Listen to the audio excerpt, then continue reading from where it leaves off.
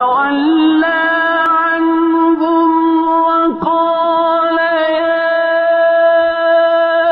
أَسَفَىٰ عَلَىٰ يُوسُفَ وَابْيَضَّتْ عَيْنَاهُ مِنَ الْحُزْنِ فَهُوَ كَظِيمٌ.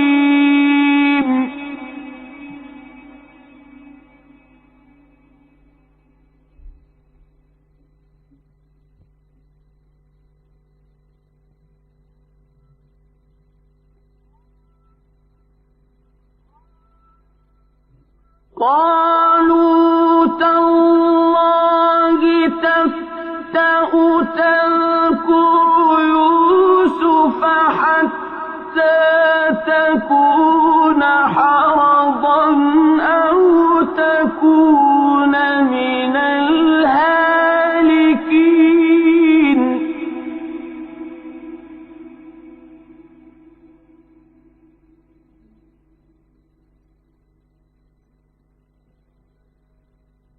قَالَ إِنَّمَا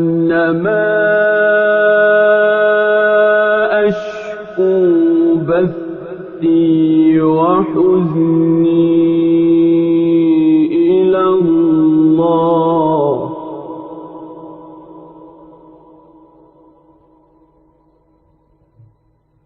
وَأَعْلَمُ مِنَ اللَّهِ مَا لَا تَعْلَمُونَ.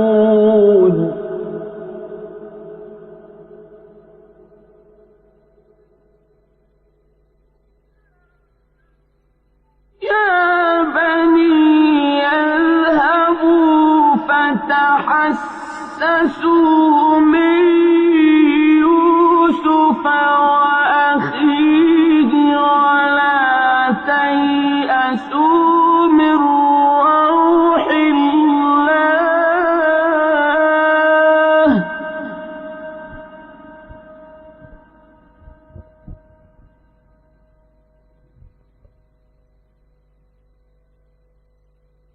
إِنَّهُ لَا يَيْأَسُ مِن رَّوْحِ اللَّهِ إِلَّا الْقَوْمُ الْكَافِرُونَ.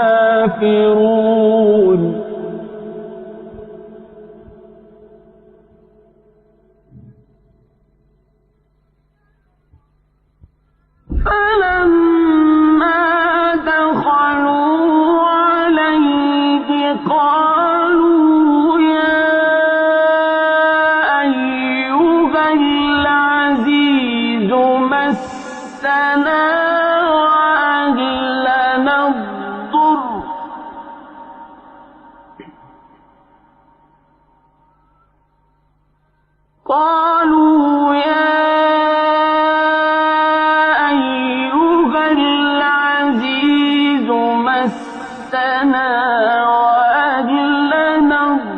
الضُّرُّ وَجِئْنَا بِبِضَاعَةٍ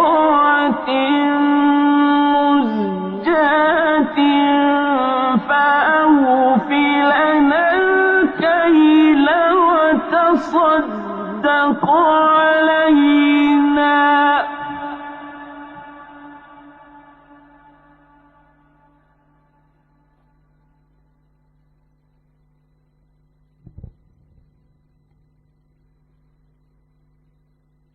إِنَّ اللَّهَ يَجْزِي الْمُتَصَدِّقِينَ.